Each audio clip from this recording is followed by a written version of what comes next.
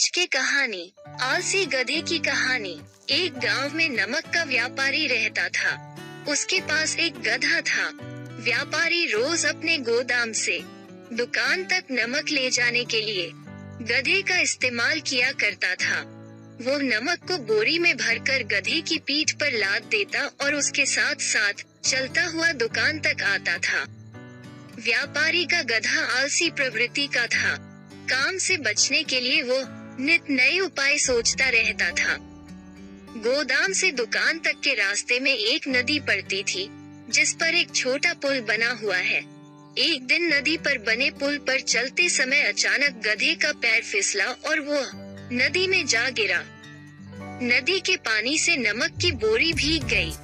जब तक व्यापारी ने गधे को पानी से निकाला, तब तक बोरी में भरा बहुत सारा नमक घुल चुका था। गधा जब चलने लगा तो उसे बोरी का भार बहुत कम महसूस हुआ और वो खुश हो गया। उसने सोचा कि अपने ऊपर लदा बोझ हल्का करने का ये बहुत बढ़िया तरीका है। अगले दिन वो जानबूझकर नदी में गिर पड़ा। नमक पानी में घुल जाने से बोरी का वजन फिर कम हो गया। उसके बाद से वो हर रोज ऐसा ही करने लगा। रोज रोज गधे की ये हरकत देखकर व्यापारी उसकी चालाकी समझ गया।